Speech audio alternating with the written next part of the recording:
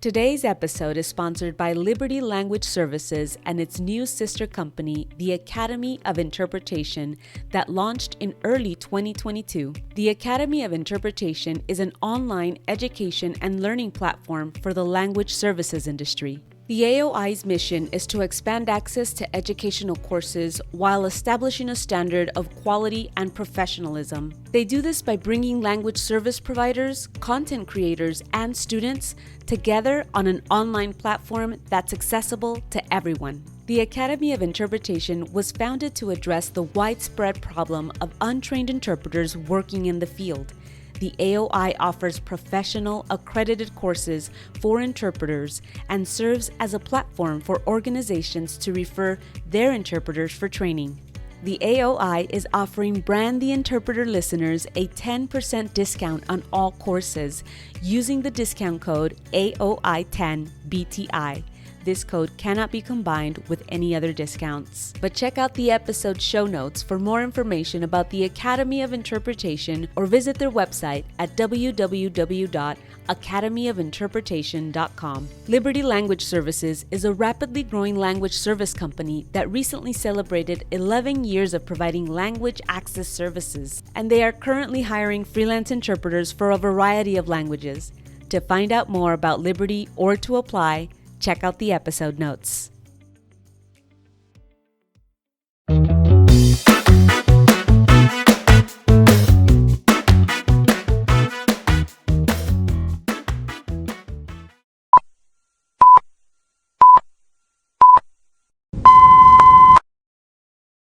Yuliya, welcome to the show. Thank you for being here. Thank you so much for having me here. What an honor. Oh, please. The honor and pleasure is all mine. I'm so excited that we not only got to meet at the San Jose Chia event, but that we are also now getting the opportunity to chat with one another and have you share your story on this platform. So it's my honor and it's my pleasure to have you here. I'm so excited for today's conversation. Thank you. Me too. And I'm glad that we got to see each other in 3D first or 4D.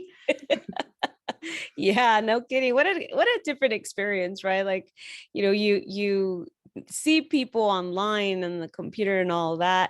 And then it's like, well, like I know her, even though you've never actually have met in person. I mean, what a world we're living in now. I agree. And also because, lots of people were masking at the conference and I wore a mask for a lot of the time. And so you meet somebody and they're like, huh? And you're like, it's me. I'm Yuliya. And then you put it back on. So that's also adds a little bit to the surrealism of the whole thing. That's so true. That's so true. I do remember that taking off the mask and saying that. That's so funny. I got a lot of like, oh, you're a lot smaller than I imagined. And I was wearing my heels. I felt tall. Yes. Let's get started with today's conversation and let's begin by having you taking us back into your childhood. Talk to us a little bit about where you grew up and what that fond childhood memory or memories are that you have, would you? Absolutely. Yeah. I was born and grew up in Russia, in Siberia, actually. The city of Novosibirsk is the third largest city in Russia, even though it's in Siberia. I think for many people, it's like, whoa, frozen tundra, but there is a lot of snow. That part is true. And I think some of my fondest childhood memories are kind of playing in the snow because we have snow from about kind of October to almost into May. So you kind of have to, make your peace with the fact that there is snow. And so, for example, for our PE classes in school, we would actually go skiing, cross-country skiing. Oh my gosh. What? Southern California girl. And I'm like, skiing for PE. I mean, it's fun though. It's much better than running or anything else. We just, we had like a track around our campus and we just went round and round, and it's cross-country skiing, so it's pretty easy. And I'm not a terribly athletic person, but that is one thing I can do is cross-country skiing. So that was always fun, or just building snow forts because there is so much snowfall, so that to clear pavements, they end up kind of shoving all the snow onto the side, and you end up with these snow banks that are, like 6 feet tall. And that's a perfect playground, right? You can just build all kinds of snow forts and just kind of, I don't know. I've always loved playing in the snow. And here in Seattle, it snows maybe a couple times a year. And of course, everything comes to the standstill, schools don't work. Some people can't make it into work, buses don't run. And I mean, I understand I can't drive in the snow either, but still to me, it's always like, okay, you guys. This is not that big a deal. Yeah. Right, Don't come to right. California. Well, if it snows, for starters, like, yeah, we definitely wouldn't know what to do. It's like, wow, the world's coming to an end. It's snowing in California, not the mountains. Mountains doesn't count, guys. Yeah. Yeah, but I brought my winter boots from Russia, so I whip out my winter boots and I just run outside and I just play in the snow. I make snow people. I play with my dog. She loves snow. She eats it, rolls in it. So yeah, Oh, that's what do you miss most about Siberia? the food. I mean the snow, yes. I don't miss it when it's fun when it falls here, like here, a couple of days a year, right? It's not fun when it's there for like 6 months a year and you have to walk through it.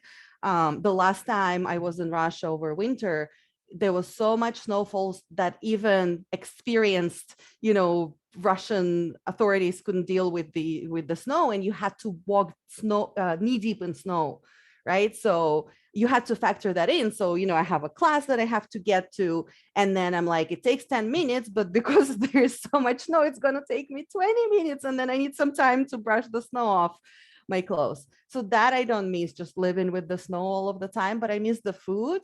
And clearly, you can get all kinds of food here, but it's just not the same. My mom's cooking, my dad's cooking, my grandma's baking.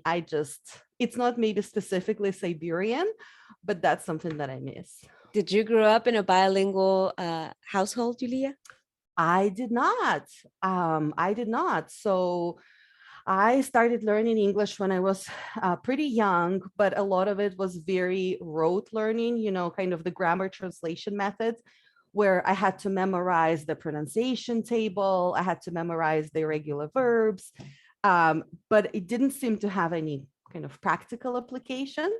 It was just another thing you had to learn. You had to learn the multiplication table at math, and then you had to learn the irregular verbs, right? There was a Uh, requirement to learn another language, or was it yes. optional? No, we had to in elementary school. We had to.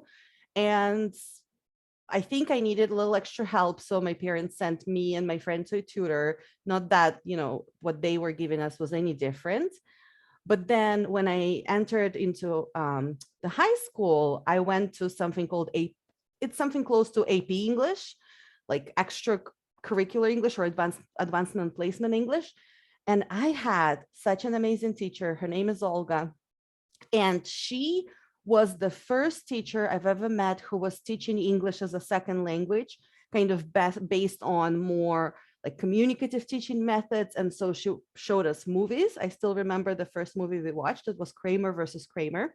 I didn't understand much of what was going on because it's about like adults divorcing, fighting over child custody. So it was something that I didn't know much about, Hmm. fortunately, and clearly it's all in English. So I didn't understand much, but I was still excited. Like, hey, this is real English. They're not just giving us irregular verbs. And that's when I realized, like, you can actually use it. There is a point to learning it. Like, I mean, maybe because of my field of work, but I've never used geometry or algebra. Right. All right. Yeah. Hope to never either. It goes, yeah, I Yeah, there you agree. go. But this, I could see somehow using, even if it is just to help a tourist who's wandering around. So she was the one who really got me into learning English so that I could speak it, not just so that I could recite something from memory. Did you end up after high school continuing wanting to develop that? Did you go into university and saying, I'm going to continue developing my English language? Kind of vaguely. I didn't really know what I was wanted to do. I know for a while when somebody asked me what I wanted to do, I would say a tour guide, because it just seemed like such a fun job. But I didn't really know what I wanted to do. I knew vaguely maybe it was something to do with English. And so the university I got into, we had quite a lot of English, but I didn't major in it. Um, but I do remember we had really fun lessons where we learned about the American culture. And so we would take state by state and we had to learn something interesting about its history or like landmarks. And so we're going to Oklahoma in June with my husband for a family reunion. And I was like, hey, Oklahoma, boomers and Sooners. And my husband, who's from the US, he was like, what are you talking about? Who are boomers and Sooners? And I was, I don't I don't remember 100% what they are. I know it's something to do with pioneers, but I still remember this, right? From, I don't even know how long ago my university was. So yeah. That's hilarious. I wonder what they said about California. Well, I feel like, no, I feel like I vaguely remember the gold rush and the San Francisco Bridge. Like those are the two things I remember. Okay. Okay. That's not as bad. That's hilarious. So you ended up coming to Oklahoma from for vacation or what? Not yet. I'm about to go there in June, so I'll let you know whether I've met any boomers or Sooners. That's so funny. Eventually, though, you do come to the States, obviously from Siberia. Walk us through that journey, how that came to be. Was it love? I'm beginning to find this trend in this podcast. Like, love brought a lot of people over. It was, and and English as well. A while ago, I came into this language school in Russia at the time. And even now, there were a lot of language schools where people learned foreign languages, but primarily English. Lots of people from international companies where either the company pays for them or they just want, to advance their career, or people who want to take exams and get into English language universities. So when I say school, it's mostly teaching adults, right? So I came to a school like that to apply for an admin position. And the director saw that my resume listed English and she said, well, why don't you try teaching English? I was like, okay. I had no idea what I was doing. And they just immediately, for my first class, they sent me to this high ranking manager at an international company. I seriously had no idea what I was doing, but I still must have taught a decent lesson because they asked me to come back. And I just realized like, hey, I really like it. I'm really good at it, even without kind of knowing what I'm doing. And so I just started teaching myself, what it means to teach English as a second language, teach it in a way that, helps students achieve their goals, whether it's to pass an exam or, a job interview, or just ask for things, when you go on vacations, right? Ask for a towel at the hotel. So I really got into teaching. I realized I'm good at it. And my husband, who at the time was just a colleague, was working at the same language school. And we started dating, and he already had his tickets to go back to the US. And yeah, he left, and then he realized I realized, we just had to be together. And I wasn't ready to come to the US. I was barely kind of starting to figure out what my profession is, what I'm good at, And so I was like, I'm not ready. I still have to figure this out. So he saved money for 6 months and he came back to Siberia for me in the middle of the winter. I think when he got off the plane, his luggage took a really long time to arrive. And we asked, what's going on? And they said, oh, the hatch, it froze. So we're trying to defrost it. And I was like, Michael, if you want to change your mind, now is the time. Your luggage is still on the plane, are you sure about this? It was something like -30, I think, in Celsius. So pretty close in Fahrenheit, right? But he was like, no, I'm here to stay. And so we both worked as English teachers. And then we decided to level up to get serious about our professions. And we went to New Zealand, where Michael completed his master's in teaching English as a second language. And I got something called CELTA, which is a certificate of teaching English to adults from Cambridge Assessments. It's a branch of Cambridge. Then we were like, okay, now we have these upgraded skills, this qualifications. Where do we go next? Because we felt like we over kind of, we've done all we could in the language school. And so we started to look for jobs abroad. And my husband found a job at a Turkish university. So we moved to Turkish because in Turkey, many universities actually teach subjects in English. So you can get a degree in like mechanical engineering, but in English, right? Or marketing or something else. And not a lot of people after the high school, they have English at the level where they can actually attend lectures or write research papers. And so many universities would host something called either foundational program or preparation program. So 1 year of English. All day, every day, you're just learning English to try to get up to that level that you can attend university in English. And so at the time, at least, that was very popular. And so my husband found a job in a program like that. And once we got there, I found a job in a different university. While I was there, I also got another qualification called Delta, which is also from Cambridge, a diploma of teaching English to adults. I started going to conferences thanks to a colleague who, this is one of the things that I learned. I always thought conferences, you have to be like a professor, you have to be an academician, somebody has to invite you. And my colleague was like, no, you just put in a proposal and they accept it and then you go. You don't have to be a professor or a PhD, you just have to have something that you want to share with people, right? And she agreed to help me put together a proposal and we presented together in Greece. And that was the biggest thing that I learned, if you have something to share, I mean, it's great if you have the foundational training and, some basics, but you don't have to be some prominent, veteran trainer. If anybody has something to share, right? That's a great point. I just found that out in my life too. So yes. Exactly. That's what I keep telling interpreters that, that when they ask me like, well, what else can I do? I love interpreting, but I want to do something else. And I'm like, oh, go present. That's very fulfilling. That's, go teach a class.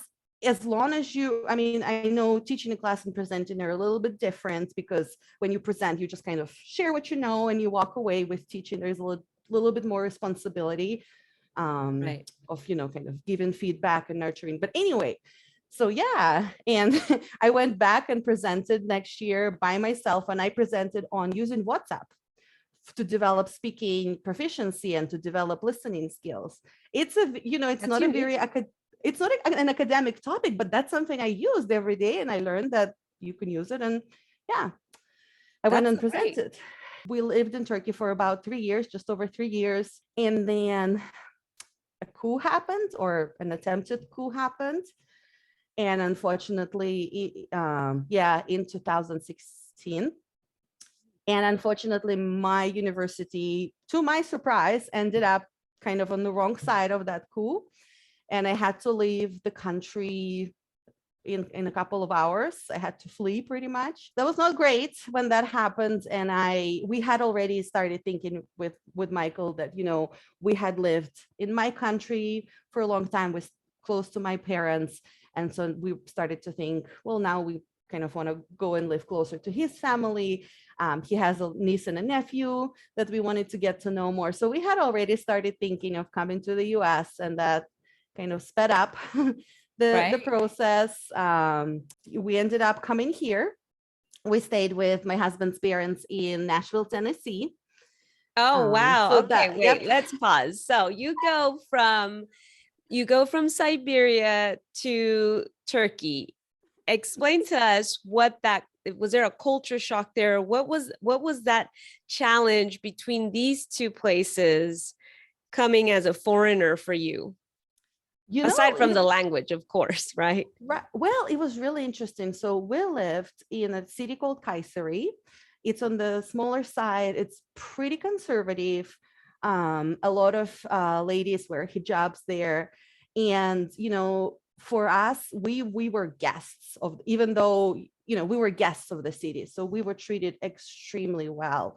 And the culture there is just so friendly and so kind of personal. So you could go into a pharmacy, and if it's a pharmacy that you've been to a couple of times, you don't just buy your medications and walk away. You sit down, you have tea with the owner, they give you their baby to hold. You know, they ask you all kinds of personal questions like, well, why don't you have your own baby? You know, how old are you? Maybe you should be having a baby. Also, I have a medication for you to lose weight. Are you interested? So yeah. Sounds like going to your tia's house, your aunt's Right. house. Except that it's your local pharmacist, right? And then if they don't have a medication you want, like they will go and get it.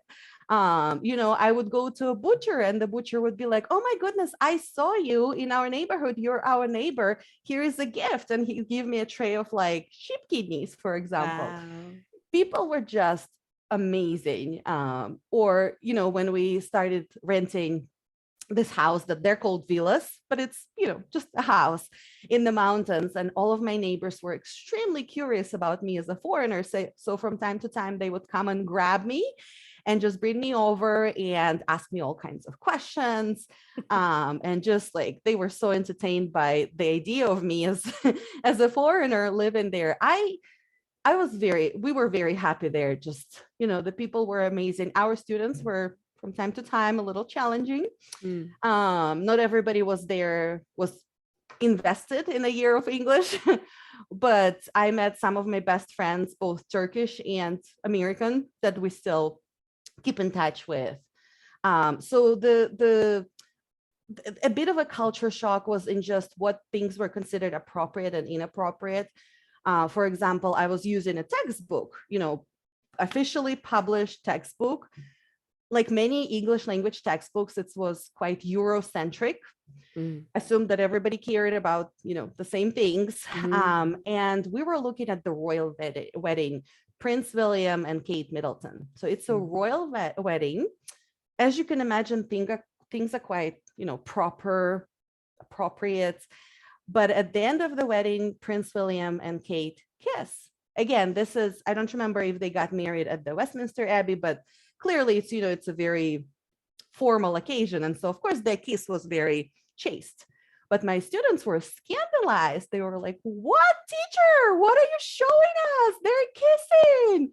And yeah, and I was like, I'm so sorry. I didn't realize that, you know, this would make you uncomfortable because this came from a textbook. It's in a textbook. Right? It's okay. Yeah, clearly it wasn't. Or, you know, there was a story that we read about a person who has their own vineyard and they make grapes for wine, right? And my students too, they were very uncomfortable with discussing it. They said, no, this person makes alcohol, you know, you shouldn't drink alcohol. And I think the question was something like, what are the advantages and disadvantages of this job? And clearly the authors thought, you know, advantages, you get to work outside. Disadvantages, you don't always have a good harvest, right? But my students were like, absolutely no advantages. This person makes alcohol. This is a bad job, period. We will not talk about this, teacher. Oh, wow. So that to me, you know, was kind of a discovery that not all textbooks are great. Sometimes you just have to create your own material. So as far as the culture shock, these were some of the things that were taboo, even though my students were adults, right? They were university freshmen. And if you compare them to, let's say, US university freshmen, right? They would not have clearly a problem with discussing. Wouldn't blink twice with the peck, right? and the wine deal. So so then you go from that to Tennessee. Share with us the differences there. What did you feel? What did you sense? What was it like for you making that transition now? I think culturally, I really liked the people there. You know, people say that people in the South are very friendly. So that was certainly true, you know, and I love that. I love that more than my American husband. The fact that, you know, at the supermarket, the cashier will ask you your holiday plans, right? Or you go to a dog park and you just bond with other dog owners. I love that. I love that you say hi to people that you see on the street, even though you've never met them. The biggest shock for me was to do with driving. I didn't know how to drive. I never had to learn. And in Turkey, you know, we could just like in Russia, we could use public transport or take inexpensive taxi or walk. And so for me to be in this suburban neighborhood where there are no sidewalks outside the neighborhood. So if I needed to go to the store, I had to ask somebody to drive me. When I started doing my medical interpreter training, somebody had to drive me.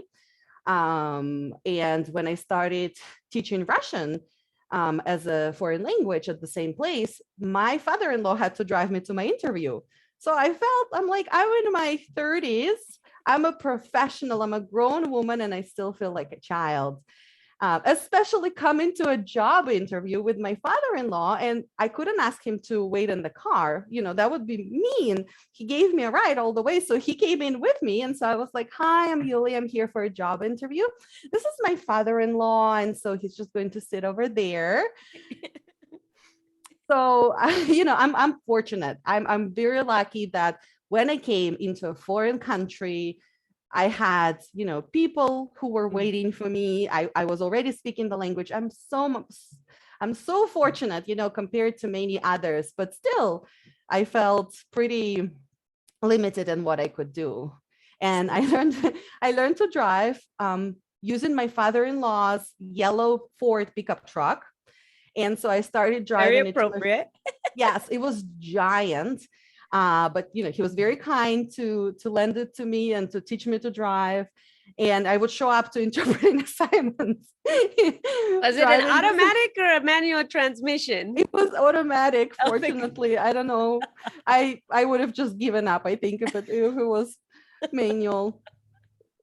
So yeah. Oh my gosh, these memories are so great. But then now you mentioned that you went, now you're doing the reverse. Now you're teaching Russian in an academic setting, correct? And what was that experience like between instructor and student? Let me backtrack a little bit. So when we moved to the US, my husband started working at Vanderbilt University in Nashville, teaching English, and he saw an ad about a medical interpreter training program. And he sent it to me, and I was like, whoa, I had already worked as an interpreter and translator in Russia, although that happened in very much the same way as teaching happens. The director asked me if I wanted to try my hand at interpreting. I was like, sure, sounds great. And they sent me to my first interpreting assignment that involved programming and simultaneous interpretation. Oh boy, right? The most easiest of topics and modes. Uh-huh. And what surprises me is that I managed. I saw people, I was sitting in my soundproof booth, people who needed interpretation, they had headphones. And, I saw them kind of nodding. Nobody was like doing this. So clearly I was doing something right. So that surprised me, that even without knowing what I was doing, I did a good job. And then they sent me to interpret something consecutively, which, if I remember correctly, was a lecture on totally thoracoscopic ablation of atrial fibrillation. Also a fun topic to interpret, but the interpreter would like to request a clarification. So atrial fibrillation is a kind of arrhythmia. Ablation is when they break up the connections that may cause this misfiring of electricity that causes fibrillation. And totally thoracoscopic means that they weren't like opening up the chest. They went through, I think, in between ribs, if I remember correctly, laparoscopically. This was back in Russia at your university, language school, where I was working as an English teacher, and they were like, "Hey, you speak English? Why don't you go interpret?" And I was like, "Sure." Wow. And okay. but I have to say, I took it seriously. I remember taking, I think, like almost a week off to give myself a crash course in ablation of atrial fibrillation. Okay. And I had a chance to, what was great is that this was a lecture by a visiting professor in a large hospital.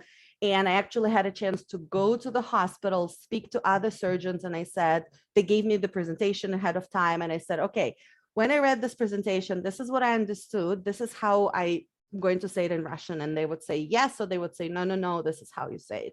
So I did, without knowing what I'm doing, I did everything right. I prepared, I created a glossary, memorized the glossary, Wow. and it actually went well. And the only problem I ran into when Q&A started, because they would start using terminology that I had not memorized, Right. You hadn't come which shows across it. you, right, which shows Right. you Yeah. why you have to study and take courses. But anyway, I was helped out by the audience. And afterwards, the visiting surgeon who did the lecture, he was like, wow, you did such a great job. Do you have any medical background? And I said, no, but I really like watching Grey's Anatomy. And I really saw his respect for me plummet.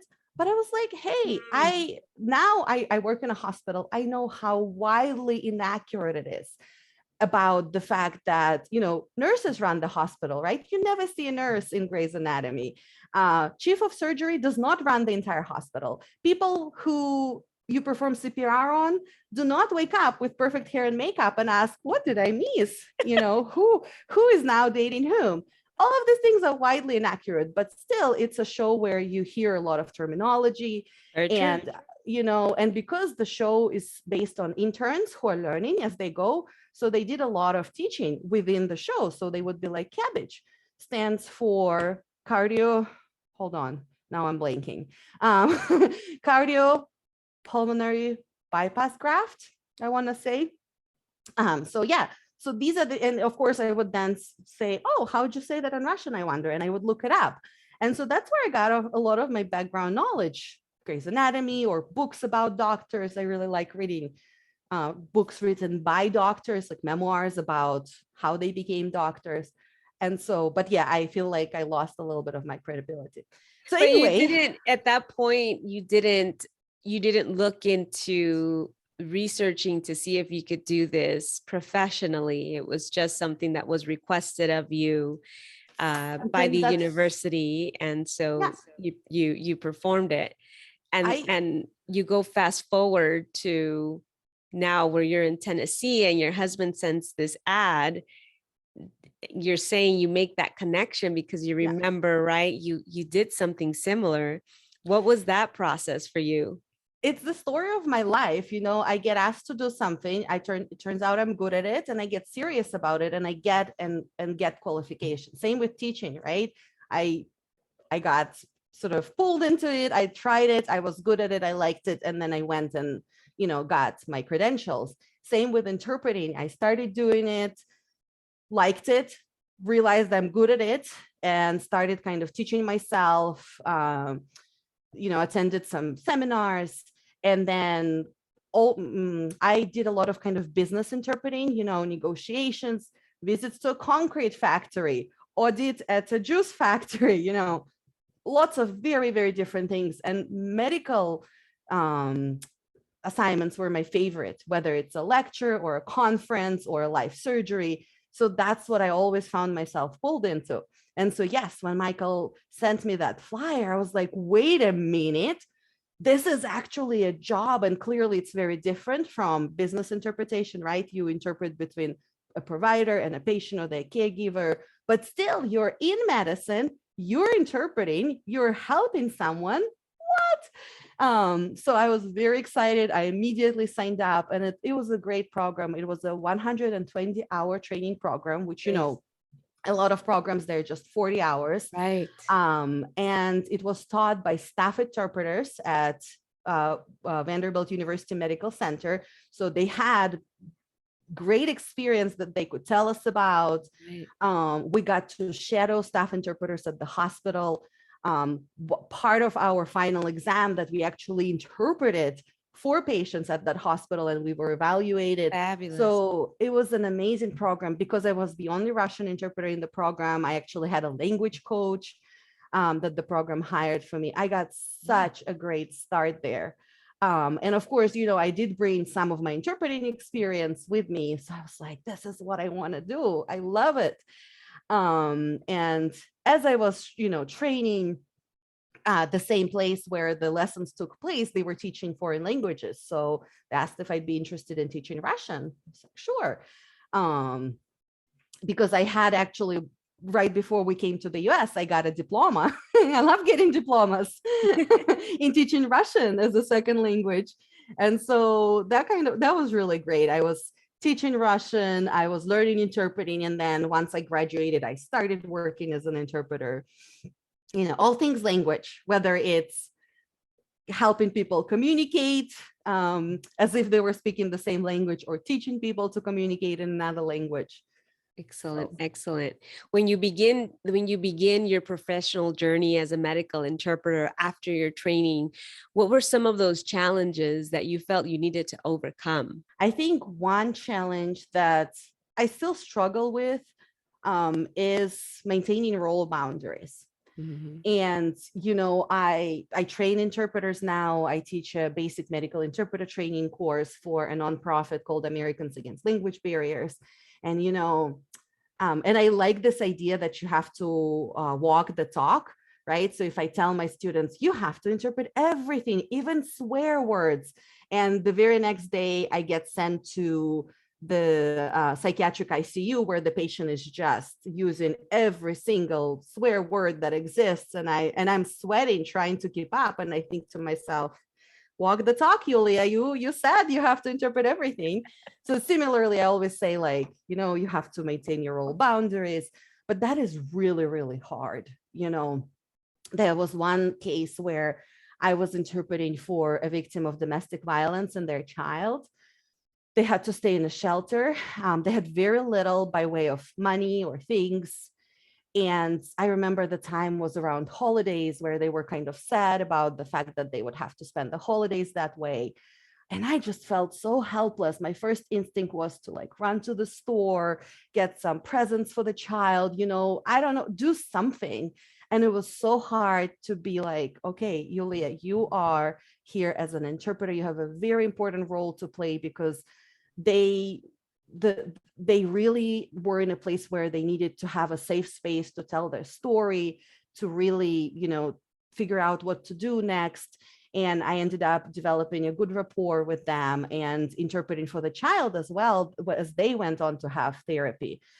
And I thought, because I maintained those professional boundaries, I was still compassionate, but they now feel safe with me as a professional, and to even entrust me with interpreting for their child. And so I thought, I'm not helpless. I may not be giving them material things, but I'm giving them my time, my skills, my professionalism. And so that's the lesson I learned, that when you look at people, and interpreting is a helping profession, right? We always want to help. And when I look at patients that I interpret for who are very sick, or they may be at the end of life, or something else happened to them, I can't fix that. I can't fix their health. I can't stop them from dying. I can't make it so this terrible thing never happened to them. But what I can do is I can give them a voice. I can give them a way to communicate with the people who potentially can help with some of the things.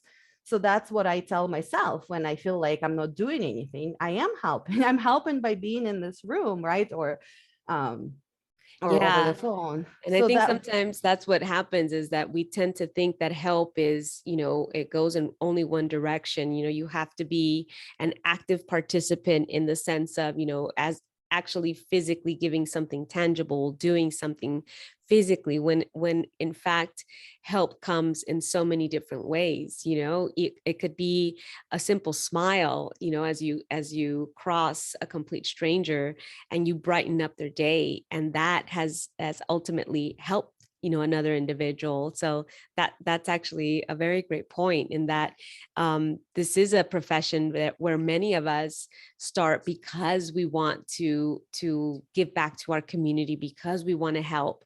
And oftentimes that role boundary piece is probably, I would say, I would agree with you, Yuliya, that it's one of the most difficult parts in changing about how we approach the job or the work that we do, because we're always thinking, I need to step in, right? I need to do something about this.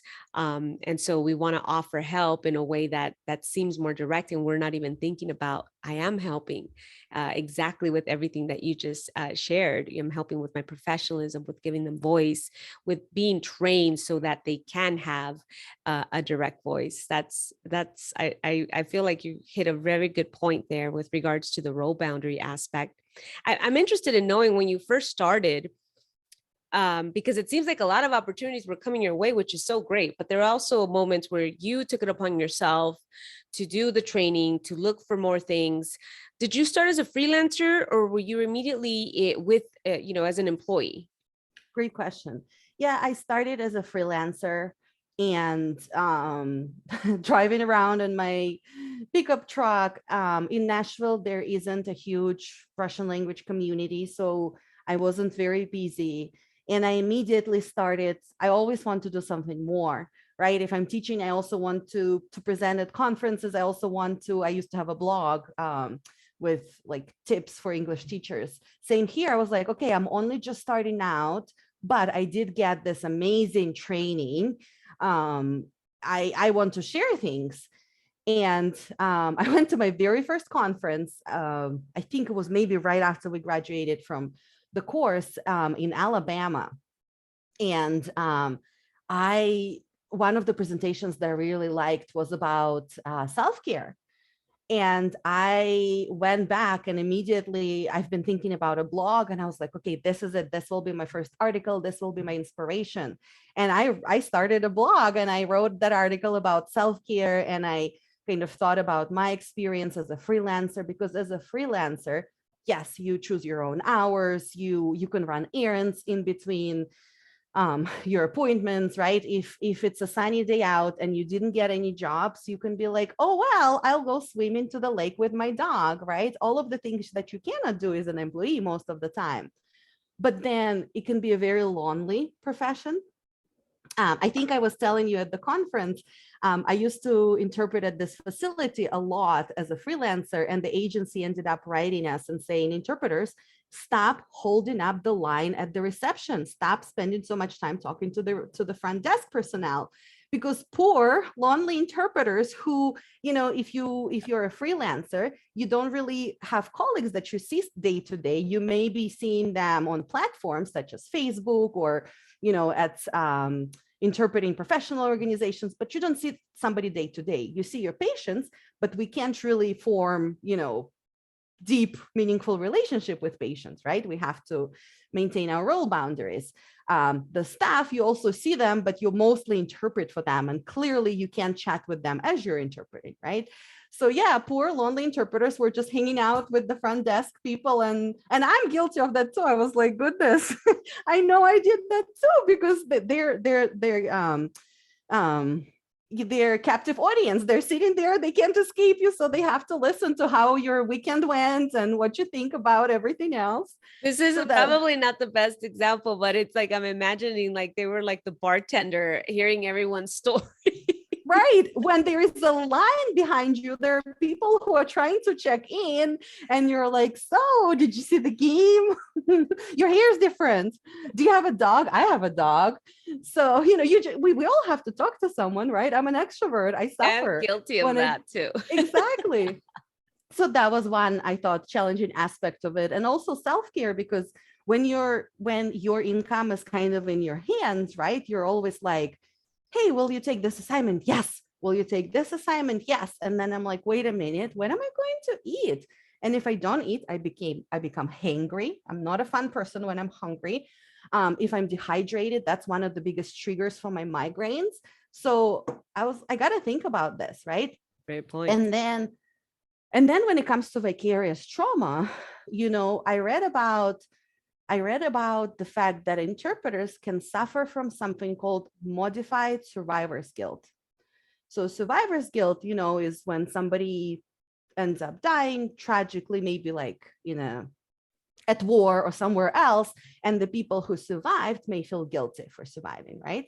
Well, in modified survivor's guilt is you're interpreting for somebody and they're very sick or something else is happening to them. And you're like, man, but I'm okay, right? I don't have that particular illness or something else. Like, what do I have to complain about? And you kind of start to feel guilty for being okay. Um, and that certainly happened to me. And we all have our different triggers, right? For some people, it's children. For me, it's often families that, either siblings or parents, because all of my family members are far away. They're all in Russia, right? So I always think about like, man, what if it was like my mom or my sister? How would I handle this? I'm so far away. I live in terror of them falling sick. So of course, that is my biggest trigger. And I remember going to, I was interpreting at a facility that it's near a lake.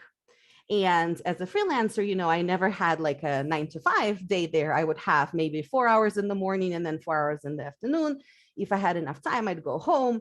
But that particular day, I had like a couple of hours and I thought, I don't want to go home driving. Why don't I rent a kayak and I go kayaking? I don't know what possessed me. I'm, like I said, not an athletic person, had never been kayaking, but it just looked so attractive. So I was like, why not? Still don't know how I did that. But anyway, so I planned for this. I brought a change of clothes. And the last appointment that I interpreted at right before going, the person had so much going on. I felt so sad for them. And so when I left the appointment, I thought, I'm just going to go kayaking? Like, this person is experiencing so much hardship. I just heard about it. I interpreted about it, and I'm just going to go kayaking. Like, I don't have a care in the world. I'm going to take pictures with the Space Needle. How dare I? What's wrong with me? Don't I have a heart? And I almost didn't go. But then I thought, okay, if I don't go kayaking, is this going to help this person? No, like it's not. There's absolutely no way that this will somehow affect their life, right? However, if I don't take care of myself, if I don't let myself go and get some exercise, breathe some fresh air, I can burn out. I can see that happening. So I need this. And I didn't feel like doing it, but I did it. And it was terrifying because there were all of the seaplanes landing. But that really took me out of my head because I was thinking, if I fall into water, how will I go interpreting? And, all of these practical things, my thighs are on fire. Why did I think this was a good idea? What was I thinking? Why am I, in the middle of the day, business day, no less, and I'm kayaking? You're like, I've lost it. I've lost my mind. I've lost it. What is going on, right? But I, and I was glad that I did it because, like I said, it took me out of my head, and I learned a good lesson that you have to take care of yourself. Not taking care of yourself is not going to help anyone.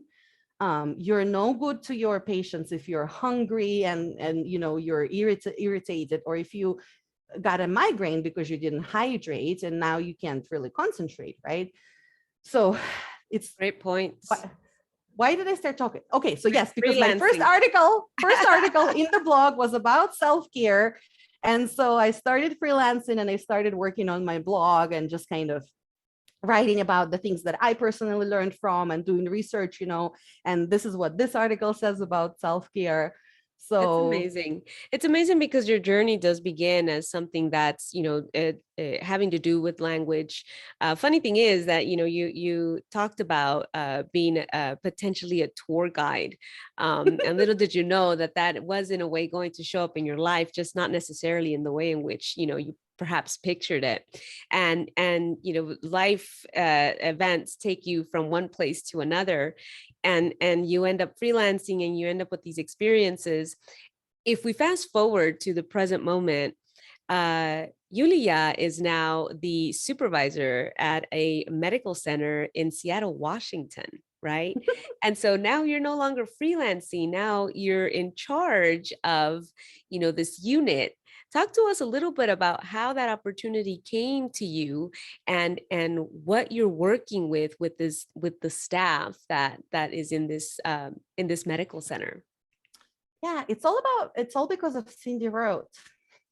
Cindy, say that again. Cindy Roth. Oh, Cindy. Yes, when I was still in Nashville, Tennessee, when I was doing my course, she had come to do the training of trainers, and she did a training for all of us on interpreting in mental health. And she, I mean, she's such a good trainer and she's so knowledgeable. And I just loved her so much. And my teachers at the, at the medical interpreter training course introduced me to her. And so we connected. And when I was moving to Seattle, my husband got a job here in Seattle. And when he told me, my first thought was Grey's Anatomy. Yes, of course, we're moving to Seattle, no question. My dream. Yeah, exactly. And I knew, I'm a reasonably sane person. I know that they really film in Hollywood. But fun fact, my hospital where I work is actually a prototype for the Grey's Anatomy hospital. Stop it. Yes, because it's a level 1 trauma center, We need to get in touch with that one doctor that that asked you about his that. Name. Let him know. See what happens? Yeah, but anyway, so I got in touch with Cindy and I said, like, hey, I'm moving to Seattle. What is that like? Because in Nashville, there isn't a huge Russian community. There is, I think, 2 agencies that I worked with, and that's pretty much it, right? What's Seattle like? And I hadn't realized at the time that it wasn't just Cindy Road, a trainer that gave us a good class. She's the Cindy Road. She's the veteran of the field. She's the national level, language access consultant. I hadn't realized. I just thought, oh, it's, this nice person that I met. And she was so kind. She wrote me a letter full of pointers. And then we met when I came here. And when she learned that I have this extensive teaching background, she said, why don't you, have you thought about interpreter training? Because at NOTIS, Northwest Translator and Interpreter Society, we always, we put on training. We always need trainers.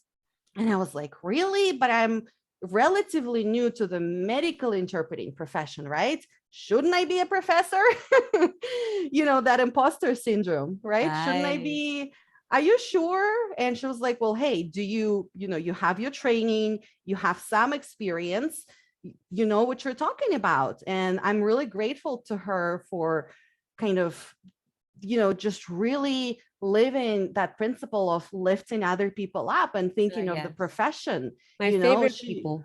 Yes, absolutely. I try so hard to be like her and to do that for other people, because she was thinking, hey, the profession needs more trainers, and it needs more, maybe somebody with a different perspective, with a different lived experience, different language. So I got into interpreter training here in Washington for NOTIS. And I started, the blog. I do the blog. I got into basic medical interpreter training. We developed a program for Americans Against Language Barriers. In addition to teaching, I now work on curriculum development and quality assurance with my colleague, Darren Reed. And so, but I've always, I came to Harborview, the hospital where I now work, to interpret as a freelancer. And I was always like, whoa, it's a level 1 trauma center. Every elevator has a code blue button. There are helicopters landing all of the time. So I was always in awe. It's the Harborview, forget Grey's Anatomy. It's the only level 1 trauma center for the WAMI region, which is Washington, Alaska, Montana, and Idaho. Wow. Yeah, to me, it was, the living legend. And so when I got an opportunity to interview for the supervisor position, I just could not believe it, that I would get to work at Harborview. Wow. And I'm a supervisor. So we have about 35 interpreters. So I supervise about 17 of them. So not all of the interpreters, and I manage translation projects. And because it's a level 1 trauma center, our interpreters work with some very serious, cases.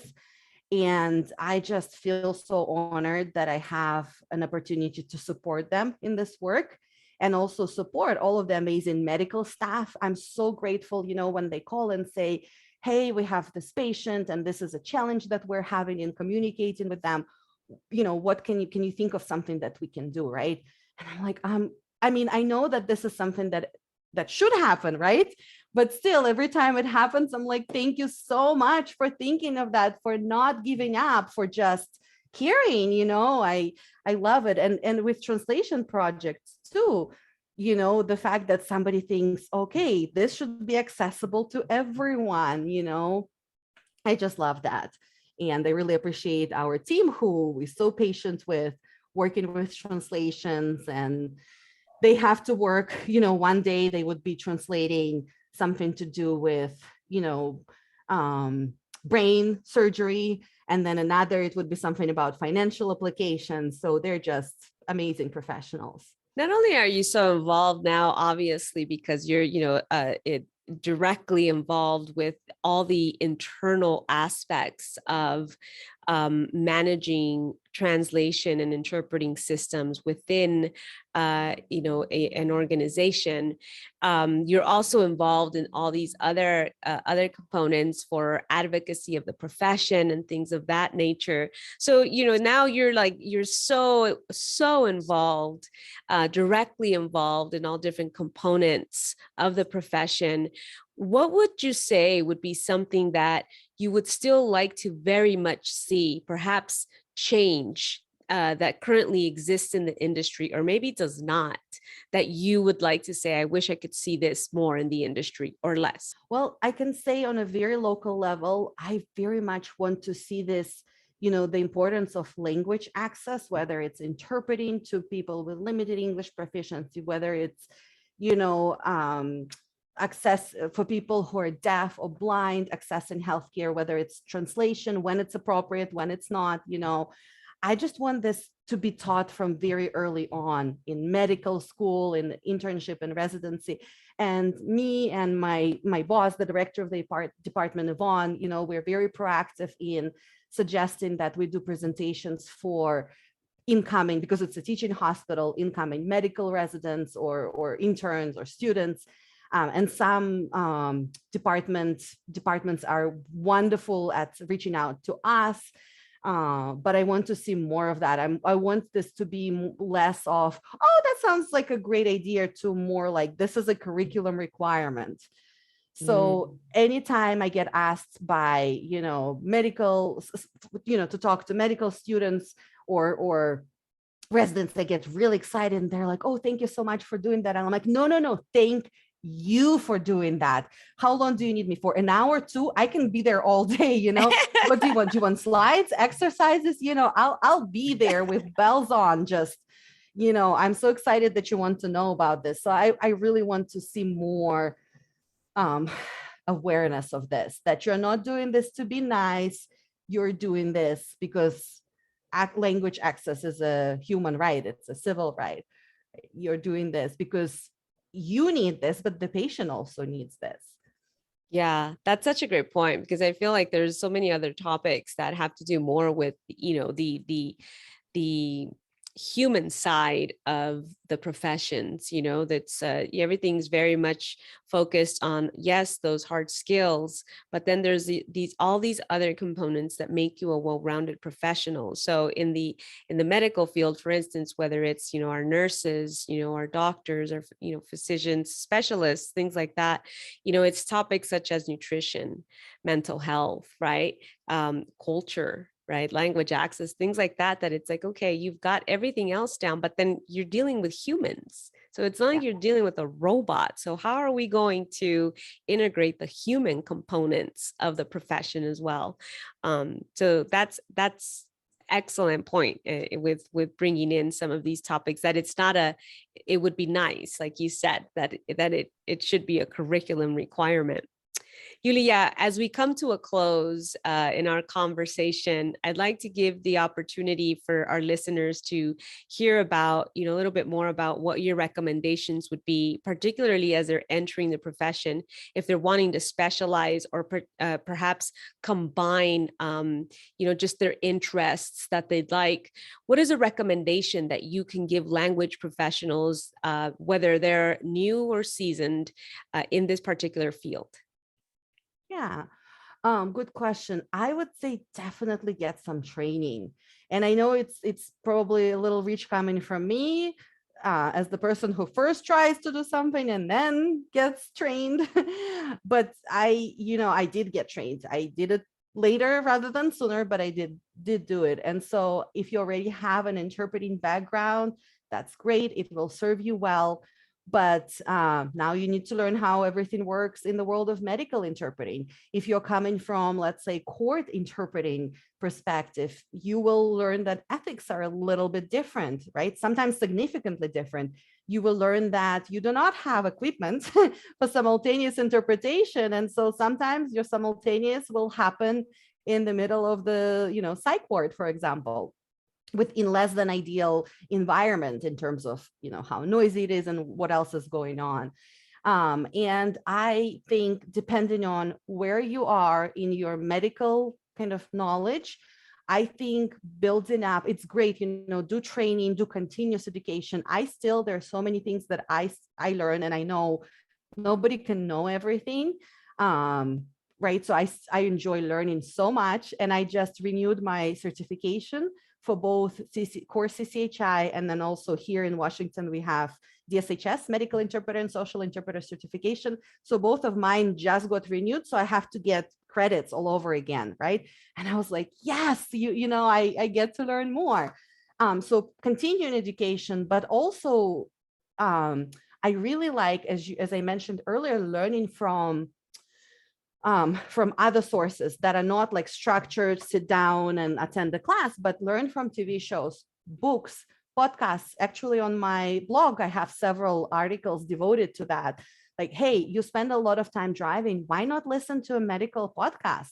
Why not listen to, memoirs of a doctor who became a cancer patient themselves? You're going to learn so much about the healthcare and doctors and terminology. I constantly listen to podcasts and or books like that. I just finished one about a doctor who talked about her journey on training in Texas, on how she, got her medical training. So it's just so fascinating. So I think, as long as you, especially when you watch Grey's Anatomy, you take it with not just a grain of salt, but like a rock of salt, you can still learn a lot. You can still learn a lot.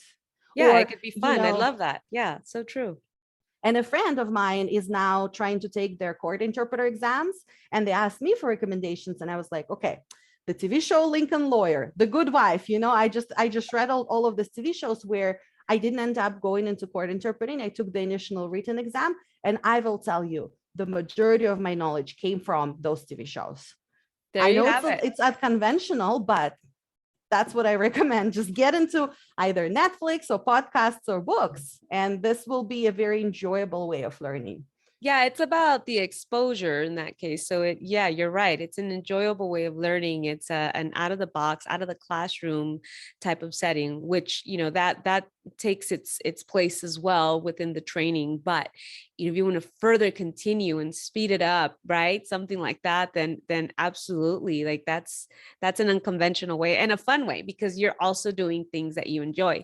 It's almost like, I think of it like when you just get out of an interpreting assignment, and rather than us not listening to anything so that we can kind of get out of the interpreting mode, if you turn on something that is about conversation, what are we doing? We're interpreting. The other day, I got back in my car after an interpreting assignment, and I had it automatically on the, one of my audiobooks, and I was interpreting what the author was reading, and I had to stop myself, and I'm like, hey, pay attention to the, I'm still in interpreting mode. I'm so glad I'm not alone in that. Yeah, exactly. It is a fun, great way. Yuliya, I very much appreciate your time and the opportunity to chat and have you share the story here. And, we're getting ready to close up our episode, but I don't want us to leave without the audience finding out where our listeners can find out more about you and about the work that you do. Yeah. I have a blog. It's called medicalinterpreterblog.com. There's a section about me, but I also post resources for interpreters. Get connected to me on LinkedIn. I really love connecting to people, and then, like we were talking earlier in the episode, maybe meeting them at a conference. You're welcome to follow me on Facebook if you're ready to see a lot of pictures of my dog. My dog eating pineapple, my dog rolling in the snow. If you're into Labrador / Golden Retriever mixes. Yeah. Are you sure it's your Facebook? Maybe she should have, my dog should have her own Facebook, but I post about what I love. So sometimes it's interpreting, sometimes it's my dog. Great point. So yeah, but blog, LinkedIn, those are my professional social platforms. Social platforms, and I'll make sure to include those links on the episode notes so that you can contact Yuliya in which way platform you so choose. But LinkedIn, I'm always preaching about LinkedIn, and it's a very great platform as well. Yuliya, again, I want to thank you for the opportunity. I very much appreciated having heard how people in your life sometimes show up and guide you and potentially even highlight the strengths that we may not necessarily recognize as strengths. We may perhaps see them as they just are, and not only did they show up in your life to sort of point you in a direction, but that you took that action, because there could be people that show up and mention it, and one might dismiss it as something that someone just said, but in your case, not only did you take it in, you actually took action, looked into it, further developed it, and that has led you, those choices and actions have led you to where you're at now, and making an even bigger impact for even more people, and now coming to the show, connecting with an even bigger audience, and knowing how they can connect with you and potentially even support you in the work that you do. So thank you once again for the opportunity, for sharing your story here on this platform, and I look forward to seeing you at the next conference. Thank you. Thank you, Maria, so much for having me here and for your kind words. I think you summed it up really great, about the people in our lives who see in us something that we don't always see, and just helping us to see it. So I aspire to that. And you are one of these people, Mireya. You're just, giving us platform and shining a light on our profession, whether it's medical interpreting or educational interpreting. So thank you for that as well. Thank you, Yuliya. We'll be in touch.